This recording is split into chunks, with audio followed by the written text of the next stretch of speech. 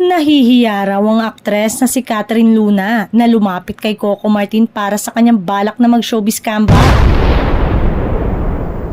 Kahit naging magkarelasyon sila noon.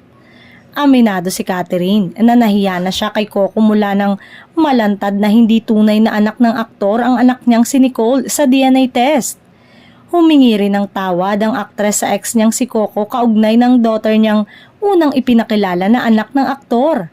Samantala, masaya raw siya para kay Coco dahil deserve raw nito na tagumpay sa kanyang showbiz. Umaasa rin daw siya na mapatawad siya nito balang araw. Si Catherine gusto pa ring bumalik. Nagtanong din ako na sinagot naman niya sa isang malapit sa kanya. Tinanong ko, bakit hindi siya humingi ngayon ng tulong kay Coco para mag-guest sa Batang Quiapo?